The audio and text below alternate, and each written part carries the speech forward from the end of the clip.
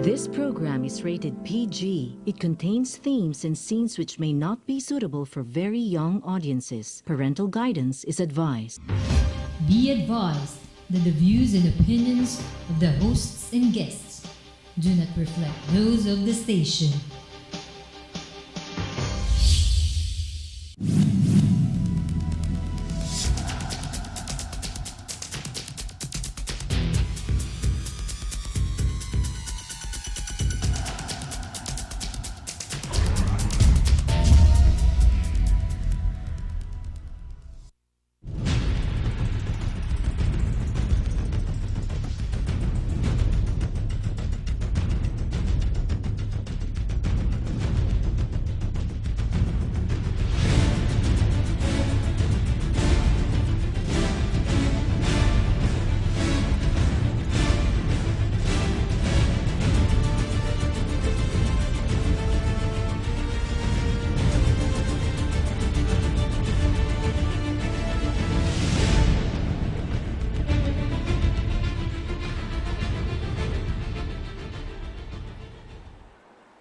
Philippines, good evening.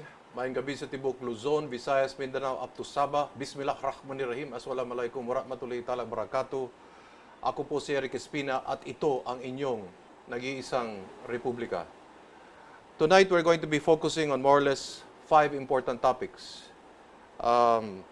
We will be talking about present national security threats, and we have divided this into more or less 5 topics.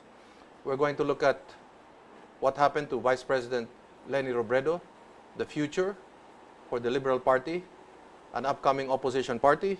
Number 2, the threatened stalled talks between the Communists, the Reds, after President Rodrigo Roa Duterte hesitated or has rejected the release of 120 so-called political prisoners. Next, we will talk about the peace process in southern Mindanao between the MILF and the pullout of the MNLF. Next is the issue on federalism. Where are we going? And of course, let's not forget, still in the horizon, the issue of the Marcos burial. To do the scanning for us, as far as the attendant landscape is concerned, and as to the future horizon that the Philippine Republic is going to face, is a former National Security Advisor and as well former Defense Secretary. So he has what is called the left and the right view of this, none other than Secretary Norberto Gonzales. Good evening, sir. Hi, good evening. Good evening. Yes. Secretary Leni Robredo, was it an expected outcome? Was it a resignation? Was it what I would call a constructive firing of the Vice President? Well, every vice president Yes. who have plans for the future will time her moves or his moves. Just like during the time of President, when President Jeme was vice president, Yes. she was trying her best to be of good relations with the president. And then until the right moment when she has Yes. to part ways. I think in the case of the vice president today, I think she was kind of pushed into something premature. No? I think some of the people of the president may have sensed what she may be planning for the future to become an opposition. Yes. So they decided to push her out of the cabinet as soon as possible.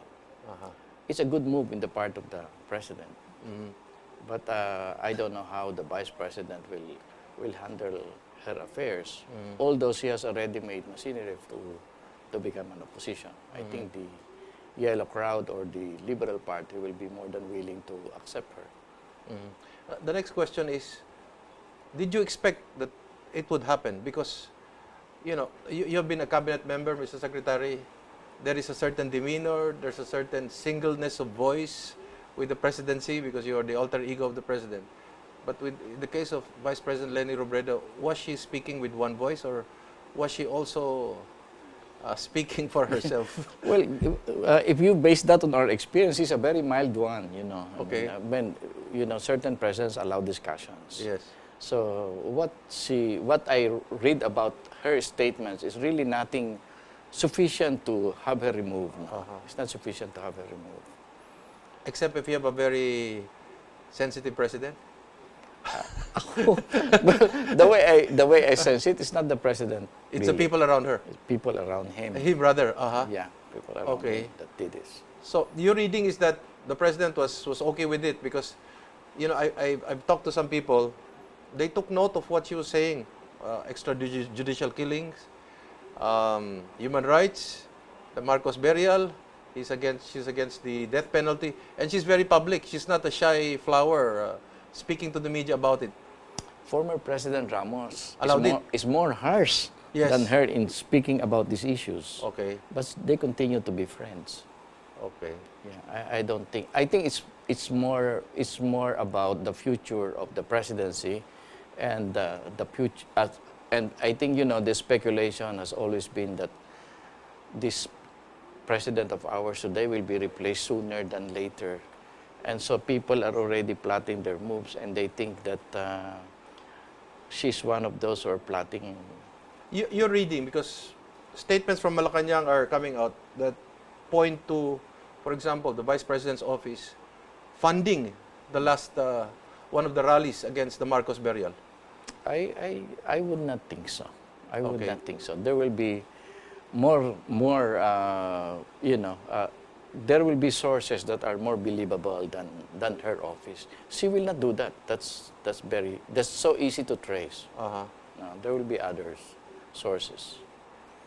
So, VP Leni Robredo has said that she will speak up for certain actions that the president will take against the interests of the people, but she will also support certain programs for the president. What will happen to the Liberal Party, considering there's a rainbow coalition in the Senate?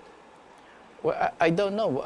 You know, the Liberal Party, I think some of the decisions I'm hearing is that their prominent members will be operating individually. Uh-huh. And at the proper time, that's when they will consolidate some kind of an opposition. In the meantime, they will try to adopt certain issues per major personality of the Liberal Party. So this is actually a question of timing as far as the Liberal Party is concerned. Oh, yes. When it is time to cut the tie. Well, that's why, to me, the cutting of the tie between the president and the vice president is rather untimely. It's more a tactical move in the part of the camp of the president than the vice president. You know, if I were to judge their strategy or tactics, she should have held on to her position for as long as possible. Yeah. That was not enough reason for her to have resigned, given that she was no longer requested to attend the, in your own thinking? Well, if she was asked not to attend, yeah. I mean, if she's determined not to really do some important work in the government, so what if she's not in the cabinet? She has an office. She's still the vice president. She's still the vice president, and there are many ways of knowing what's happening in the cabinet. So if she still remaining as cabinet member as well. Yeah, and perhaps it's better for her because she can now have the occasion to go straight to the president. Anything that she does, she doesn't need to discuss with the cabinet. And this will push the ball of the real situation on the side of the palace. Yes. You're throwing back the ball at them now. Yeah, I think no. I think removing, you know, I think this happened so instantly that people have not really prepared in examining the consequences of action. So the vice president just resigned. If I were her, I will not resign. You would have advised her not to resign? Yeah, I will not advise her. I will have to stay because she's vice president. And she's not being fired, if that is what they're saying. Yes. Wait to be fired. You know, that is the proper way to exit.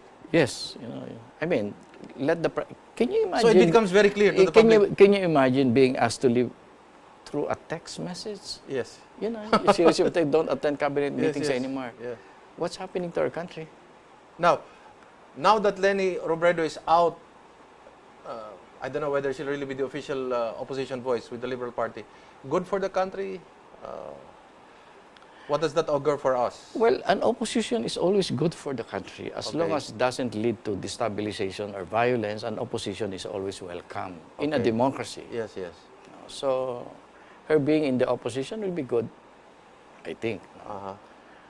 Whether she will be an effective opposition is another matter. Uh-huh. Wait, remains to be seen. Well, she hasn't started really. Uh-huh. Okay, our next topic is the president was gung-ho about peace talks with the CPP, NPA, NDF. Now, they were asking that all political prisoners be released, and if the president is serious about the peace talks, he can even issue an amnesty, drop all the charges. Now the president is taking 2 steps backwards and saying, I've given up too many concessions. Your thoughts? Well, true, he has given up very strategic concessions to the communist movement in the Philippines. Imagine granting very key positions in the cabinet. And key in the sense that everything that has something to do with the masses, the people, the poor, have been given to the communists. That is like, throwing the turtle into the water. You know. Or putting fertilizer on, Yeah, because on the plants. Yeah, imagine for the first time they're organizing effort, their consolidation of bases, creation of fronts will be government finance. And that is happening now. It's happening now. DSWD, This WD, labor, DAR, agrarian reform, and yes. all the important offices in the office of the president that have something to do with our people are all under Evasco, the cabinet secretary. and we have to be worried.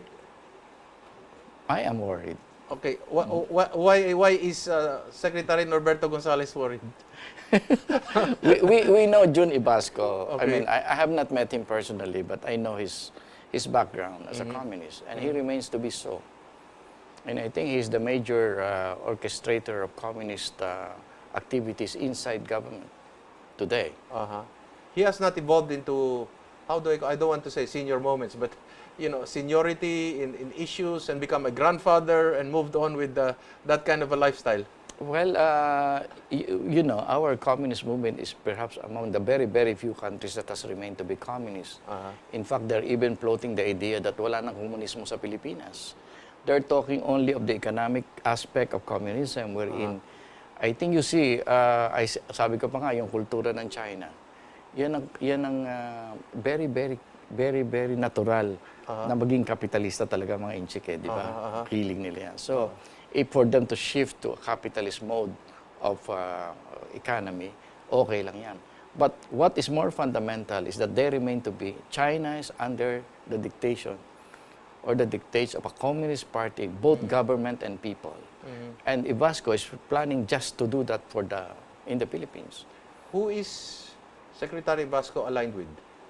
As far as the leanings are concerned, affirmist, rejectionist, how is this? What we have sensed now when we are monitoring this is that actually there is a unification of communists in the Philippines because never in our history has there been this kind of opportunity for them to take over. They have never been offered this opportunity. And I think this is one of the reasons why for example, Secretary Evasco has gathered all the ex-priest communists from the country and some parts of the world, and they get together and they're saying, we better get together. There is a chance of success, It's no longer a dream, it's a possibility, really. Okay, we're going to pause for a few reminders, and I'll ask the good secretary, this opportunity that you're mentioning about, would you consider this as a coalition government? Or is just an accommodation in order to provide the moral ascendancy so that one day the president can get back on them and said, I gave you all the chance, enough is enough. If you really want war, we'll have war when we return.